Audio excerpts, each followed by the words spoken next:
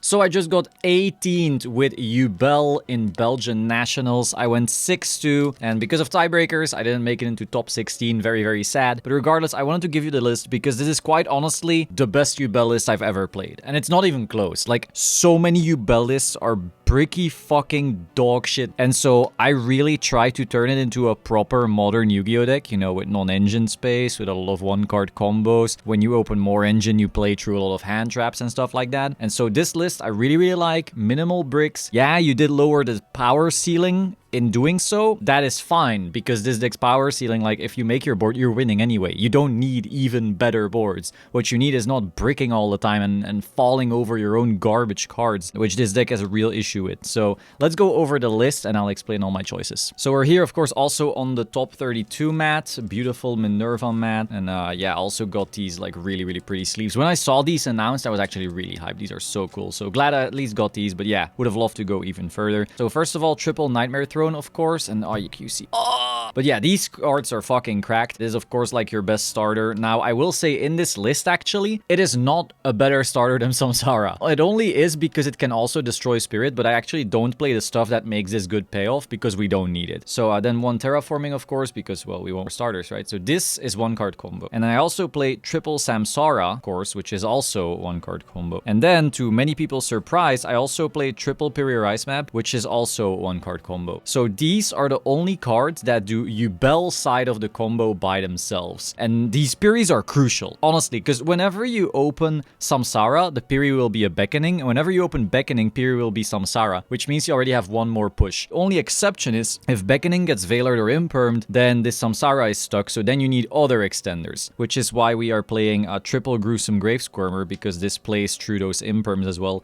And of course, it also helps you dodge stuff, like if people have Mourner for Spirit, for example. Really crazy card. You need 3. This is the reason to play Yubel. This card is the only Yubel card that doesn't suck major fucking balls. This is also the only card that plays True Droll. If you play Mature Chronicle, you need to have Samsara plus Grave Squirmer in order to make a board True Droll. Trinity Yu-Gi-Oh has a cool combo for that. I like that one. You can also do it without Squirmer if you have access to 2 bodies in a different way, but what are the odds of that happening? So that is for Yubel specific engine. Of course, like Piri is also Beckoning Beast engine, which is really, really amazing. I also play triple Dark Beckoning Beast, and then also triple Spirit Gates. And the reason for that is that, like I said, it's a really big choke where you go normal summon Dark Beckoning Beast, they have Veiler or Imperm, and then you get stuck there. So having a bunch of punishes for that, which is Nightmare Throne, Terraforming, or Gates, is really, really good. You know, you go Beckoning, they Imperm it, then you need to have one of those punishes or you're passing, which is awful. So the more Gates you play, the better. Also, Gates is just really good because if you go normal summon Samsara and they do Imperm it, you can also punish it. So this is the punish card. If you are playing low copies of this, you are basically saying, if I get hand trapped, I'm fine going home. So this is maxed. I was even considering playing Chaos Summoning Beast so that this is also a full starter. Like, people are talking shit on it. It's not shit. You know, these 3 right now are still Unchained combo, you know, mini Unchained combo. And if you play Chaos Summoning Beast, then these 3 are also mini Unchained combo. So if you look at the 1-card starters in this deck right now, this,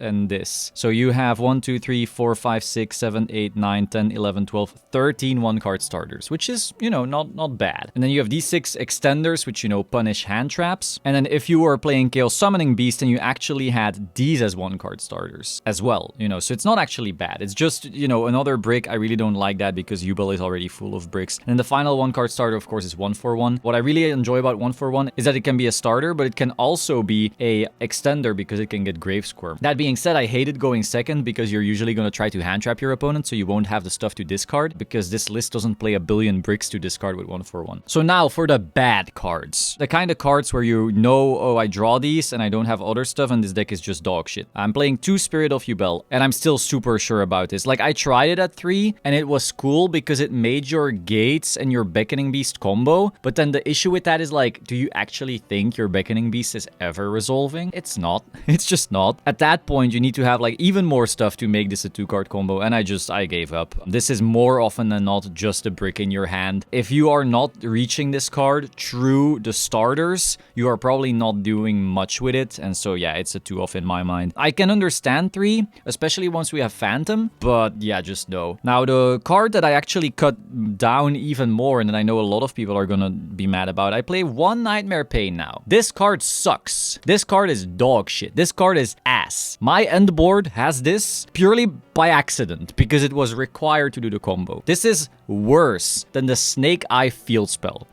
The Snake Eye Field Spell at least summons follow-up, you know, when you got stopped, and pushes up, you know, your Snake Eye Ash or your Poplar to get some stuff that way. Maybe it's even a body to do something with IP, you know, under Shifter. This does nothing, because if you get hand trapped into Oblivion, which is the format right now, you're first of all not reaching this, you're definitely not reaching this, and then you just sit there, and they will out it. And if you do reach it, but they hand trapped you to Oblivion so you don't have a board, like your board is like Spirit plus Nightmare Pain pass, then they just out this, and then they win.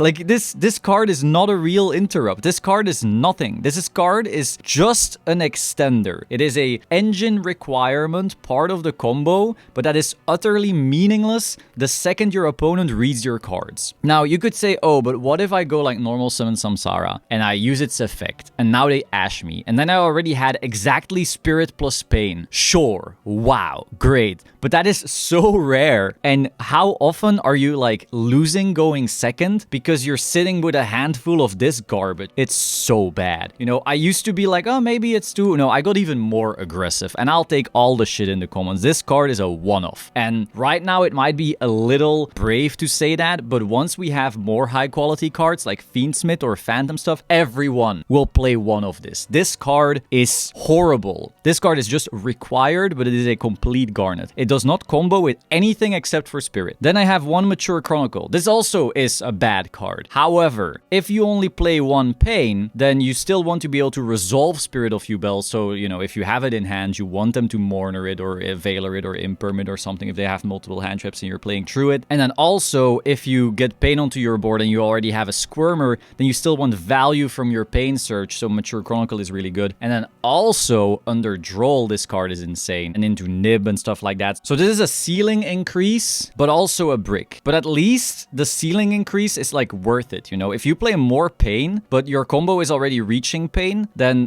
getting another copy does nothing. Like, this at least adds more depth to your deck, whereas more Pain just does nothing, you know? Yeah, sure, you'll play through hand traps better if you max them out with Spirit, but then you will never play going second cards at all. You definitely won't find the room for Piri Rice map, which means you're definitely not really comboing through hand traps. Again, Trinity is playing Pot of Prosperity instead. So, you know, if you want to not play Piri because you're super afraid of losing life and you somehow find a room in the extra deck to resolve a Pot of Prosperity, sure, you know, you can play Prosp instead. That's fine. But if you're not playing ways to 1-card combo, forcing you into like these Nightmare Pain Spirit 2-line combos that maybe do something like, nah. That's like playing a 2016 Yu-Gi-Oh deck, and it's 2024 now. You know, it's 1-card combos or get fucked, and I want to maximize on those. Now, I already know every single Yubel player hates me now, so let's make it even worse. The last Yubel card in my deck is 1 Yubel. I do not play Terror. Terror is a brick. Terror is a ceiling increase that is not required. Basically, when you play Terror, your Nightmare Throne gets way better, right? Like, your Nightmare Throne combos get so much better. But think about the fact that you will only have Nightmare Throne about 40% of games, you know, slightly higher, let's say 40-ish, to get it because of terraforming. So 40-ish% of games, your 1-card combo gets better if it goes uninterrupted. Do you know what kind of if that is? And then most importantly, whenever Terror is in your hand, you still need to get a way to get it out of your hand before the combo even gets better. So that's even more ifs. But then 10% of games, you are bricking on Terror. So you are accepting 10% of games, I have a dogshit garnet brick that does not do anything in my hand. But then in the 40% of games where you open this, that 10% is still in there. So now that's 4% of your 40 that this card is also not gaining its value unless you had gates to get it rid, you know, unless you drew the nuts to get rid of it. So really, you're playing a brick that is dog shit 10% of games to be really good 34% of games. But that really good only actually happens if you get to combo. And if you get to combo, you already won. Anytime my combo resolves, I know I won. You know, it's gonna be an Oppo, a Varudras, a Soul of Rage, some hand traps back up. You're dead. It is over. I've won. I've won twice. I can give you 10 cards in your hand. You're not breaking that shit. It's over. This is a pseudo FTK, you know, it's a Manadium board. So when you combo, you won. You don't need Terror to make your board even better. Like, oh, I get to add a Princess on top of my Oppo Varudras board. Cute. It doesn't happen. It literally doesn't happen. The minimal boards that I make without Terror also win the game already. What are you gaining? You're not gaining anything. You know, if you want to play true hand traps, you're gonna have to have more pushes. Then you're gonna make a minimal board anyway, so this card isn't really doing that much. And the minimal board after hand traps is enough to beat them because they hand trapped you. So they're playing with like 2-3 cards, and your Varudras, Princess, Soul of Rage easily beats that anyway. So it's just win more. It's not doing anything. And I know, again, hot take. It is a really hot take. Everyone is playing fucking Terror right now. You know, we could argue about maybe 2 Spirit. We could argue about like 2 Pain because everyone's been, you know, waking up about the fact that these cards are dog shit. And gradually people have also been waking up about the fact that double Yubel is kind of shit, you know? Now, I think the next level of awakening will be that Terror is also dog shit. Maybe it'll get better with Phantom. But then again, do you actually want a -2 from your hand just because you bricked on Terror again to make a Phantom so that your other plays go true? When that Terror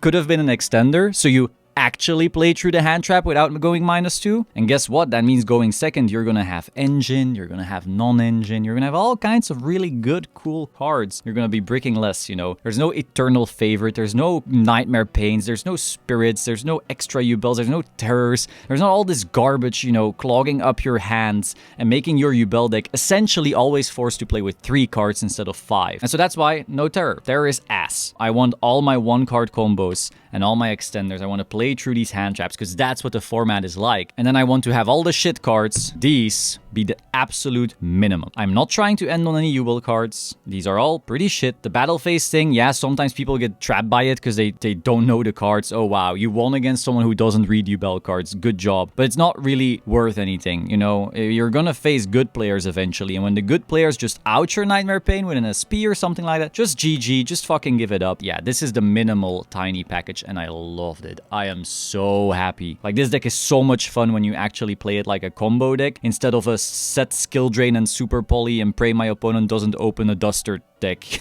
Yeah, this was great. Oh, big fan. Also love the original Phantom Nightmare fucking card. Beautiful. I love this deck so much. This is like my favorite deck right now. So then I have the 2 Unchained cards. Yeah, I hate this card. I've bricked on this way too much, but it's required because it's the only way to get Soul of Rage back from graveyard so you don't die to like Droplet Dark Ruler stuff. But then more importantly, it makes it so you can use the Soul of Rage to create boards, you know? It can go into Oppo, it can go into Princess. So your boards get way better every time just by playing this card. So it has to be in the deck. And then yeah, Sharvara, I mean, obviously. Now next I play Wraith Salt and Fenrir. This is honestly the only card that I'm willing to argue, like that I'm not sure about, because like everything here so far, I've tested this so much, it's so obvious to me. Like only maybe like 1 Chaos Summoning Beast, sure, can argue, but this, I don't know. My issue with it is that like this doesn't actually play the game, and it's not real non-engine either, because like if you don't hand trap your opponent to sleep, you've lost. You know, Fenrir doesn't actually do that much. You know, it doesn't stop the board from happening, and it doesn't break the board, so it's kind of fake non-engine. But what's really good about Fenrir in this deck is, you remember how I mentioned they can imperm the Dark Beckoning Beast or Valor the Dark Beckoning Beast, and you can randomly get stuck because you lose the extra normal summon when it's impermed. But if you start with a Fenrir and then they imperm the Dark Beckoning Beast, you can then Fenrir plus Dark Beckoning Beast into Muckraker, revive the Dark Beckoning Beast, and now the extra normal summon effect is back again. So now you can once again normal summon Samsara and do the whole combo. So Fenrir is like fake non-engine going second, but it also pushes through hand traps going first. And then anytime you do the small 1-card combo, opening a Fenrir actually leads to a Varudras on your board despite you not playing Terror. So it's like, it's an extender, it's a fake non-engine card, pushes through hand traps. So it's like, oh, I really like it. It's like comfortable. And sometimes in simplified game states, it really does a lot. You know, I literally won a game today purely off Fenrir control until I got my engine, you know, into my hand. But maybe, I don't know, maybe it could be another hand trap so that you can actually go second better. But I was so afraid of Tenpai, you know, because Swiss was full of Tenpai. Holy fuck. I dodged them all somehow, but I saw Tenpai everywhere. And Tenpai plays so many hand traps that I felt like Fenrir would allow me to push through them way better because, you know, at least I would be trading with all of the imperm-like effects a bit better because I could go into Muckraker. So yeah, this is like, it's solid. I liked it. I would play it again, but doesn't feel solved, you know. This could be Droll or something like that. Everything else though, nah. Then triple Ash because hand traps are good. Triple Imperm because hand traps are good. Triple Veiler because hand traps are good. And triple Mourner because hand traps are good. Yeah, these aren't maxed out yet. Disgusting. The vendor did not ship in time. So this is only 12. I do not like that it's only 12. I think 12 is way too little. But my theory on running 12 was that all the other hand traps suck ass. You know, when you open these by themselves always trade with one Snake Eyes push, you know. If they go Snake Eyes Ash into pop, blah, blah, blah, blah. If they use Ash effect and you Ash it, the turn ends unless they have extension. If they go normal summon Snake Eye Ash and you imperm it, the turn ends unless they have extension. If they go normal summon Snake Eye Ash, you Veiler it, turn ends unless they have extension. They do special summon Diabellstar, you Mourner it, the turn ends unless they have extension. However, if you draw a Droll, they play through that every time. The board is still there. Smaller, but it's still there. If you draw Nib, that does nothing. The board is still there. Smaller, but it's still there. If you draw Ogre, the board is still there. Smaller, but it's still there. If you draw Bell, the board is there and not even smaller. It's just there. Bell is ass. Into Snake Eye. So all these other hand traps, except for these 12, don't actually trade well. And then people say, oh, but you gotta pair them. And yeah, like, yes, sure. These cards are not actually trading 1-for-1. They are trading 2-for-1, which feels awful. So in an ideal world, sure, there would be Nib and Droll, or maybe Nib and Ogre or something like that in here. Given that we're working with very limited spaces because Yubel is dog shit and has to play like, you know, so much engine just to keep going and to play at all because of all the bricks you have to fit, we cannot afford more. I mean, we can technically afford this more. I did truly consider this. But again, I'm making my going first worse for a hand trap that is mid at best. So that's why I was like, you know what, 12, fuck it. And if I face Snake Eye, I better see him. If I'm just opening Nib or Droll over these anyway, I wasn't winning anyway. I still need to open combinations. So I might as well say, fuck it. If I'm going first, this build is better because more engine, you know, is better going first. And if I'm going second, these are the best ones anyway. And if I then don't draw, you know, what I need, too bad. Okay, I lost that game. Snake Eye is tier 0 for a reason. I just accept those losses then. That's the reason. And then what's also really good is this is 12 cards. And this is 12 cards I can take out. And the reason for that is that if you look at the format, Snake Eyes is the best deck by far. You know, it's tier 0, ha ha ha. Almost every other relevant deck actually does not give a fuck about hand traps. If you hand trap Voiceless Voice, the exact same board will be there every time. I don't know how it happens, but you know, I'll go like Veiler and they go Soravis. Or they don't go Soravis and they already just had something. And then they push through and through and through and through. And so hand trapping them, it doesn't matter. You hand trap them twice, the whole board is still there. But you droplet them once, it's over. That deck goes home. Tactics, very similar shit. So I just was like, fuck. There's all these decks, Melodious, same shit. So many decks, Pearly, Kashtira, so many decks where hand trapping them feels pointless, but board breakering them is like the easiest OTK of your life. And so into Snake Eye, which is the best deck, which you should be facing the most, yes, awesome. But into all of this other trash, I just wanted breakers. And so by playing this minimal package and then playing a lot of breakers in the side, I felt like I had coverage into every matchup, except for my two losses. Salad and Pearly Sprite, which both tend to scoop pretty easily to either Nib or Droll, and these weren't in the list. You know, so yeah, too bad. But I mean, are you gonna deck build for Salad and Pearly Sprite? I don't think so. I did beat my two Snake Eyes opponents, so like, you know, the deck worked for what it was intended to do, and Tenpai also feels like pretty solid as a matchup. People say, oh, it's a free matchup because of Spirit. That's not true. If a Tenpai player actually reads your cards for once, I know it's really weird as a Yubel player to have people read your cards, but if they actually read your cards, cards. They make Moonlight and the Spirit is gone. Wow, cool. Or they make if your board is empty, they make the level 10 in main phase and your Spirit doesn't even resolve from your hand. So like, Tenpai is not actually a free matchup because of Spirit or because of Yubel stuff. Tenpai is a pretty easy matchup because if you play the deck with a bunch of starters and extenders, you play through hand traps so much that you will still have a board, meaning Tenpai loses, because Tenpai can't actually break any boards. Tenpai wins by there not being a board and then going boop, boop, boop, boop, attacking with Chundra. So the fact that you will almost always have a board despite their hand traps because of all the fucking gas you play, that's how you beat Tenpai. But so all the other decks, literally like, this is for Snake Eye, the Breakers is for everything else, felt really good. And by keeping this package so small, you can be sure that whenever you're drawing non-engine and you want Breakers, it will be Breakers. These, I really enjoyed it. Again, it's possible that the Fenrir should maybe be Troll or Nib. Today, my 2 losses, I was like, maybe. All the other ratios I'm very sure about, but the Fenrirs, I don't know. Very good going first, so maybe I would be talking completely differently if I had faced a bunch of Tenpai, you know, because that's what it was in for. So then we have 2 Yama. The reason for the second is that it's really good for follow-up. Like, this deck actually can't OTK for shit if you stop your opponent. You know, if your board is actually really good, which it will be, usually you have like a semi-FTK board, then they start playing through it, and well, they can't, so they lose. But by the end of it, they will not have any cards there. And OTKing with Yubel, when the board is empty, but you've used all this, you know, gas to stop them from playing, is actually pretty hard. You will get stuck being unable to OTK. You know, everyone thinks, oh, Yubel will just deal damage. There's nothing. Yubel attacking air does not deal damage. So,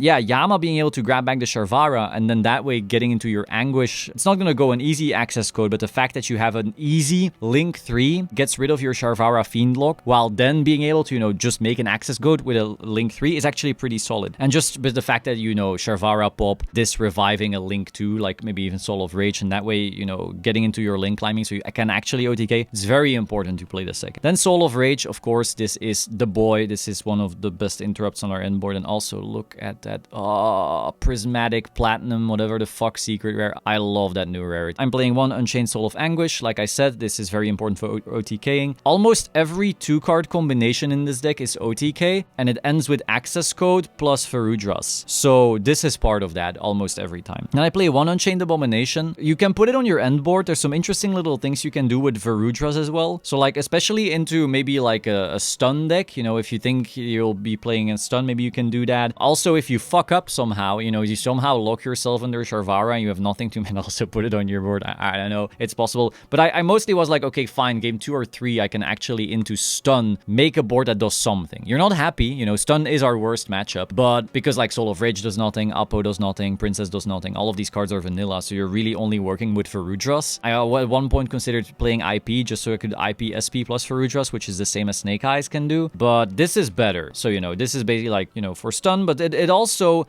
came up a lot with Soul of Anguish actually, because sometimes you needed your bodies to play through stuff, and then you can't go for access code Verudras to kill, but they have so much random shit that will give them follow-up, and that's when Unchained Abomination is actually incredible, because it's gonna clear so much stuff. We don't actually have ways to clear a lot of stuff that easily when we can't OTK, so the fact that you can Anguish clear a body, Unchained Abomination, battle attack something, clear another thing, then end phase clear another thing. All of those little clears are very useful. And we have 1 Oppo. This is, you know, Oppo. The card is broken. Will probably be banned one day. It's also why it's not max rarity. 1 SP. This card, of course, Soul of Rage SP, super crucial. 1 Almirage. This is to play around the imperm thing. You know, if you go like summon Dark Beckoning Beast, they imperm it, then you have to turn into Almirage so you can gates it back so you can normal summon your Samsara. Access code talker, again, crucial for the OTK. I don't know how the fuck people are actually winning in Yubel without it. Like, yeah, if your opponent has a 3000 attack monster and you happen to get your 2 Yubels out and you blast into them and then you overlay them for Gustav, cool, but sometimes they will just not have a 3000 attack monster. And what do you do then?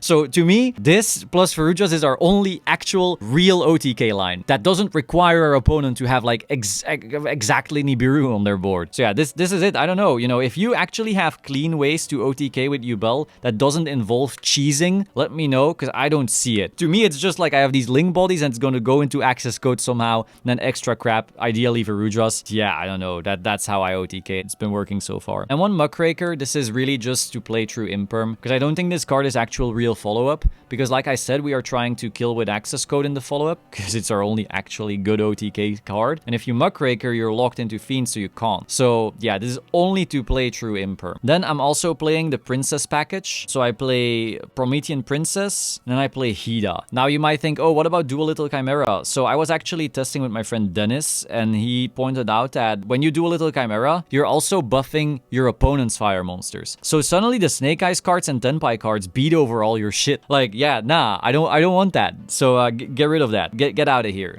We're not doing that. I'm not putting Dual Little Chimera. Even though adding like the follow-up of Sharvara is really cute, I'm not risking buffing those cards up. And then Hida you can randomly also use. You know, I've unironically gone like Hida, grab an Ash, make an Oppo with an extra body. That happens. So, you know, it's still just a good card. Then one Nightmare Phoenix, because if you do Princess your opponent, then you don't want to get stuck under your own Fire Lock, because you already went through the Hida to get to that combo. So now you need another Fire to get rid of your own Princess, and Nightmare Phoenix is really nice that way. Also importantly, in a lot of my combos that involve 2 cards in order to get into Oppo, Nightmare Phoenix is how I get out of my own Fiend Lock. So this card actually, whenever I make Oppo, this card is usually made. Just get rid of Sharvara somehow, and then get into Oppo that way. Finally, I have the Verudras. Of course, this card is crazy. This is honestly the reason this deck is playable, I think, because if this didn't exist, why the fuck would you ever play this over Unchained? There's zero reason, but this is such an insane interrupt. And then finally, Djinn-Buster. Djinn-Buster is fun because it plays through Nib, it plays through random hand traps, and then if you like get shifted by some cringe deck, you can normal summon Beckoning, you know, overlay, at least have some interrupt. Plays through like Ashen Ogre and Nib. You know, it's decent. I made it a couple times. I was happy it was in the deck. One thing I actually noticed missing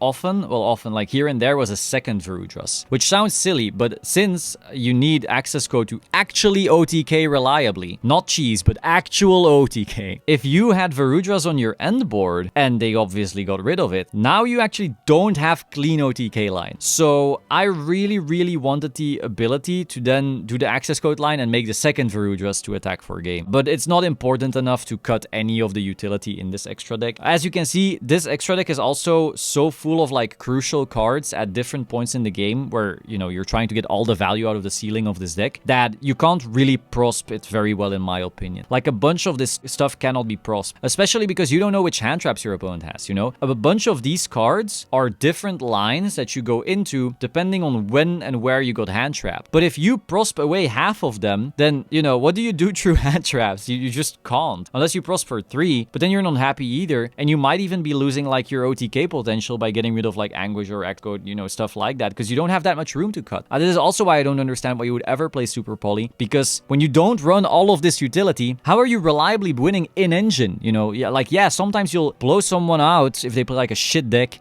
to Super Poly, but then you don't have the utility to win normal games, the non-blowout games, which is most of your games. So I can't fit the fusions because I can't even fit the second Verudras. I can't even fit the Typhon. I would love to fit the Typhon, but I can't. All of these cards are more important than Typhon to me. After playing this deck enough and noticing like, oh, I really need this card. Oh, I really need this card. Oh, I really need this card. After you play like a bunch, you start realizing you can't afford to cut them for fucking Mud Dragons. So like, how can you afford to prosp them? I don't know. I do think prosp is solid if you don't want to play map, but I think you need prosp or map. Otherwise, you're throwing. You do not have enough starters without those cards, in my opinion. You will scoop to one hand trap way too much or just pass in general. Because even this list doesn't play as many one-card starters as Snake Eye does, and doesn't have as many like free extensions as Snake Eye does. So we're still just playing very shit Snake Eye. Now you could say, oh, but why would you play shit Snake Eye when you can play good Yubel? And the thing is, you can't, because there is no good Yubel. There is only Yubel pretending to be a little bit like Snake Eye. But it's way more fun than Snake Eye. This is like the most fun deck ever. I love it. Now next, for the side, we have triple tactics talents. So going first, I love siding this in because people will try to hand trap us to sleep, and if they don't, we win. You know, like if you don't hand trap me, I'm gonna end on Verudras, Appaloosa, Soul of Rage, backed up by hand traps or other crap. You're losing. You're probably fucking losing. So they will hand trap us to death, and that's where we are weakest. So being able to then just tactics and either draw into more gas, or if we can already combo check their hand so we definitely don't get hand trapped the second time into Oblivion or a third time or something like that, is really, really good.